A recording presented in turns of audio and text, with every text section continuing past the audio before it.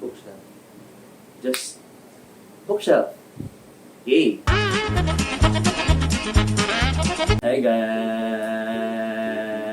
So, ito yung kwento kung ba't may video na ganito. Nagdo-doom scroll ako kanina sa camera. Napansin ko na halos lahat ng content na pinapanood ko for mga bookshelf tour, what's in the bookshelf, anong libro binabasa ko. So, as an as someone na mahilig dun sa content na yun, naisip ko na baka magandang idea kung gawin ko sa YouTube channel ko. The last time I did a bookshelf tour was in 2020. Hey everyone, today's video is going to be a bookshelf tour. Little background lang sa pag-collect ako ng libro. I've been collecting books for the past 5 years. And actually, hindi ito yung lahat ng mga libro na meron ako. Meron pa akong naiwan dun sa probinsya, meron pa akong nandun sa floating shelf ko na nandun sa tana namin. Gusto ko lang i-share sa inyo kung anong libro binabasa ko. Malay nyo, merong tao dyan na pwede kong maging kaibigan dahil pareho kami ng mga binabasang libro. Ayun, without further, walang pag-aalim.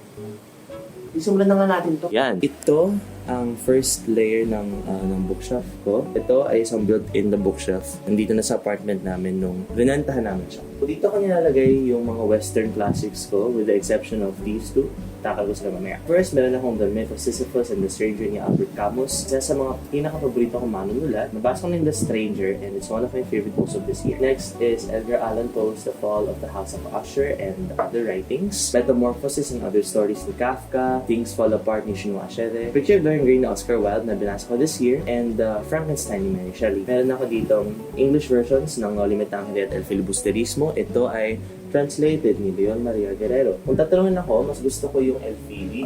Kasi mahilig kasi ako sa mga libro na may social commentary and yung El Fili yung mas malaman, yung pagpuna sa lipunan kumpara sa Noli Me Tangere. Next is Don Quixote ni Miguel de Cervantes, Mythology ni Edith Hamilton, Inferno ni Dante at Les Mis ni Victor Hugo. Lahat ng to, tinakal namin siya for English this year pero hindi ko pa sila nakokompleto lahat. Yes! Dito ko nilalagay yung mga Collins classics ko and yung mga Little Black classics ng Penguin. Unahin muna natin itong nasa taas.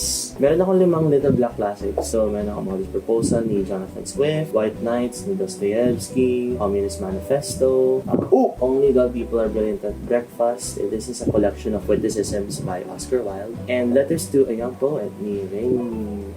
Hindi ko ma-pronounce yung pangalan. Ito yung initially, when I started collecting classics, ito yung paborito kong edition. Kasi wala lang, ang cute lang nila. Tapos, ang cute lang talaga nilang tingnan sabay-sabay. Pero, na-realize ko na hindi siya for me kasi sobrang liit niya. As in, ito yung kamay ko. And then, ganito yung libro. So, mahirap talaga siyang i-handle. Ngawit na yung mga daliri ko. Hindi ko pa natatapos yung libro. Dito naman na sila. Wala nang magagawa. First ay Time Machine ni H.G. Wells. Meron akong Great Gatsby, Machiavelli, Austen, Pride and Prejudice, yung Alice's Adventures in Wonderland, Macbeth ni Shakespeare, Through the Looking Glass ni Lewis Carroll, A Christmas Carol ni Charles Dickens, Inferno ni Alighieri, na actually try ko siyang binasa pero sobrang archaic ng translation niya sa English. So, bumili ako ng mas madaling basahin ng kopya which is translated by Mandelbaum. Then, meron akong Animal Farm ni George Orwell, Dorian Gray ni Oscar Wilde.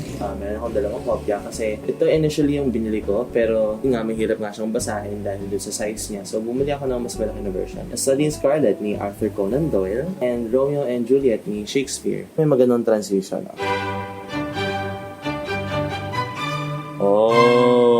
Move on na tayo dito sa second layer. Double stack siya actually. Merong hanay doon sa likod. Kasi wala na akong space para sa kanilang lahat. Unang libro na nandito ay Mockingjay ni Suzanne Collins, third book ng Hunger Games. Call Me By Your Name ni Andrea Simon. Kakabasa ko lang sa kanya this year. And nagustuhan ko siya actually. The Hawthorne Legacy ni Jennifer Lynn Barnes. It's All American Boys ni Jason Reynolds at Brendan Kelly. Oh my gosh, Aristotle and Dante Discover the Secrets of the Universe ni Benjamin Alexis. I started 2024 with this book and sobrang ganda niya actually. It's a very good narrative about finding your soulmate. Isang textbook about the Philippine Constitution, history of the Filipino people ni Agancilla. Ito, ginamit ko sila for school last year. Tablay ni Kat F. Olan. Oh gosh, naalala ko nung trending siya in the book community sa Pilipinas, no? Yung mga nag-unbox na basta nag-unbox sila, tapos ang social na packaging, tapos sabi ko sa sarili ko, uy, gusto ko na ng ganyan. Pero fast forward like 2 or 3 years later, nakita ko to sa Mount Cloud sa Baguio. And I bought it just to see what the fuss series was all about. Di ko pa siya nababasa, but I hope I can read it soon. Ito, meron tayong Red, White, and Royal Blue ni Casey McQuiston. And ito, isang pang store lang siya ng mga bookmark. Meron akong galing sa MIBF, di ko pinuntahan, kinuha ko lang yung ticket sa Fully Book. Libre nilang bookmark kapag nag-order ka online, mga iba't ibang mga bookmark na meron ako dito. Next, ito, And Then There Were None ni Agatha Christie. This is the book that I just recently read. And it was okay. There's nothing special about it. Di ko naman siya naging hate, pero sobrang hirap lang niya talaga i-decipher, which is very uncharacteristic of mystery novels. To Kill a Mockingbird ni Harper Lee ay The Seven Husbands of Evelyn Hugo ni Taylor Jenkins Reid. This is the 10th anniversary of si Janice Silang at ang Tiyanak ng Tabon ni Edgar Calabria Samar. I said 10th anniversary, not 10th anniversary edition. I'm really sorry. Ang mahal niya, pero worth it pa rin kasi ang ganda ng cover. And if you guys don't know, favorite kong series itong Janice Silang. One of my favorites actually. Ito, oh gosh, And I Darken ni Kirsten White. I bought this 4 years ago pero di ko pa siya nababasa. Galing siya sa probinsya and inuwi ko siya kasi nabalitaan ko na isa sa mga favorite booktubers ko ay wala na siya. Ito yung favorite book niya, so I hope I can read it to commemorate him in some way. So, ayan, dito lang siya. Ito ang isa sa mga libro na pinaka-paborito ko na nabasa this year. Babel, ni R.F. Kuang. Kung hindi niyo pa siya nababasa, please, simulan niyo na. Kasi sobrang ganda niya. Kasama na mahilig din sa mga academic discourse, lalo na tungkol sa wika. Enjoy ko talaga tong Babel. Actually, hindi dapat to nandito. Nasa likod dapat to. Pero, sige, feature ko na nga rin. Ito ay isang Filipino version ng A Christmas Carol ni Charles Dickens. Nakuha ko siya sa Mount Cloud nung pumunta ako sa Baguio last year. It was marked down. And nagkataon, binabasa ko siya at that time. So, ayun, I thought it would be fun if I buy it. Lastly, itong Looking Back series ay isang collection siya ng mga articles na isinulat ng public historian na si Sir Ambeth Ocampo. Ito yung 15th na edition na nilalathala niya. Ito ay about martial law. Nanggaling ko lang itong mga libro para makita ninyo kung ano ang meron sa likod ng hanay. Ito yung likod na hanay ng bookshelf ko. First book in here is The Final Gambit ni Jennifer Lynn Barnes. Queridas de Rizal. Ito yung pang 16 na edition. 16 na tomo.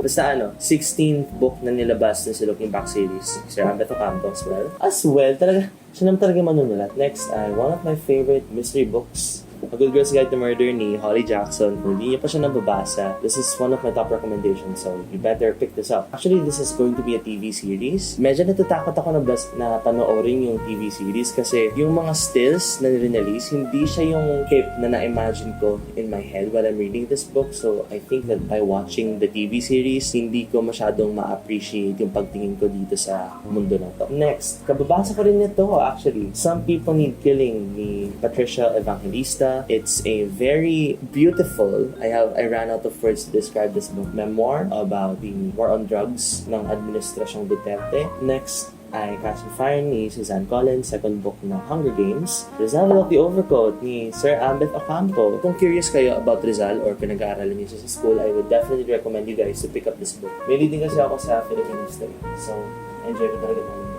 Next, nabasa ko din to this year, The First to Die at the End ni Adam Silvera. Prequel siya ng Devote at the End. Pero it was okay. Mas gusto ko pa rin yung Devote at the End.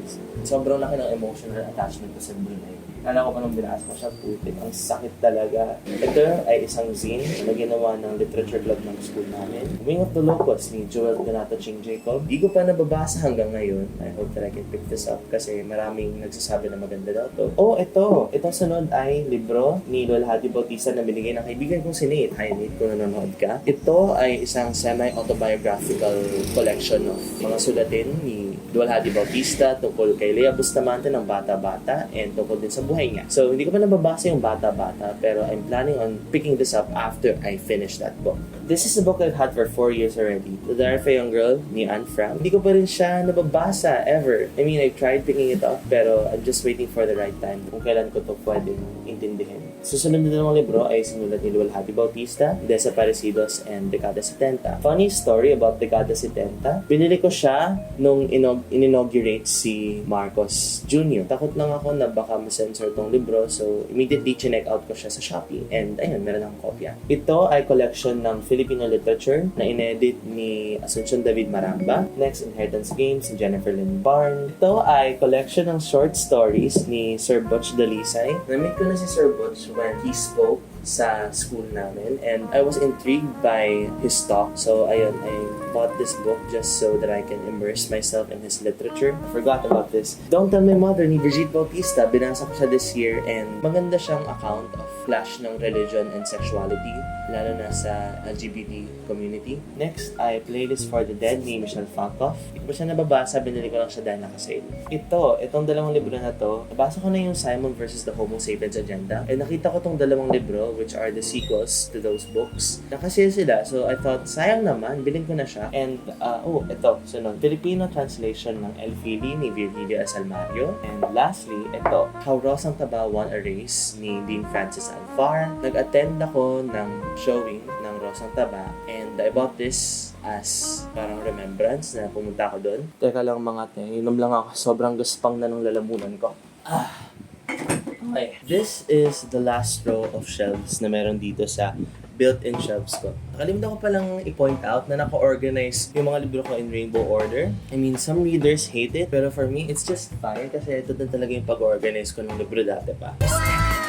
Itong first and second volumes ng 13, sobrang na-enjoy ko siya. Next, Atomic Habits si James Clear. Ito ay second book ng A Good Girl's Guide to Murder, Good Girl, Bad Blood ni Holly Jackson. Everything ni Nicola Yoon. I remember the time I was reading this kasi it was the first week of face-to-face classes, which is a very transformative era for me. And so, sobrang memorable ng time na nabasa ko tong libro. Yun lang. Takes me back to memory lane. Memory lane! Ito rin! Oh my gosh!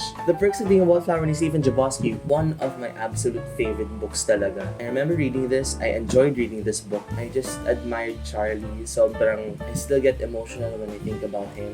This just has a very special place in my heart. Speaking of very special place in my heart, the next book is also one of my favorites. The Little Prince ni Antoine de Saint-Exupéry. Yung main idea nitong libro is that the facts don't matter. It's what you believe in that matters. And I still take that philosophy by heart kahit ngayon. Ito ay Still Life with Tornado ni A.S. King.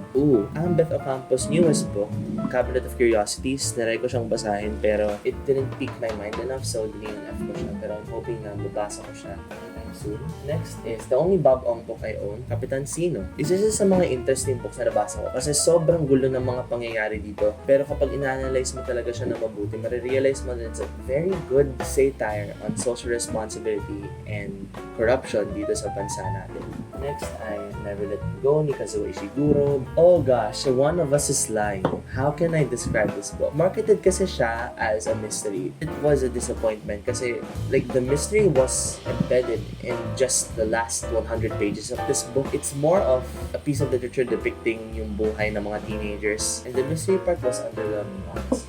This is a collection of short stories by Grupo Publishing and my 2 Cassandra Clare books. Actually, mayroon akong set ng The Mortal Instruments na nandun sa probinsya, and I bought these books kasi gusto ko na talaga siyang matapos. I've owned it for 5 years already, and hindi ko pa rin natatapos yung buong series. I want to get that series over with.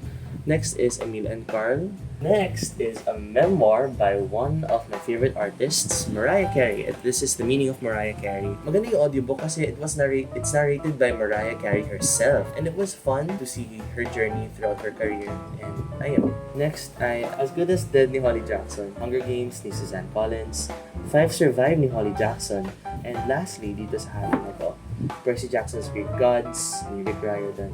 And ito ay yung broadsheet ng school newspaper namin, which I am part of. Nandito lang siya. Ito naman ang aking sobrang alikabok na floating shelves. This is where I keep some of my favorite series and my Funko Pops. Kung hindi nyo alam na kolekta ko ng Funkos. Meron akong yung Harry Potter series ko. Ito yung series na nagpasimula sa akin sa pagbabasa for fun.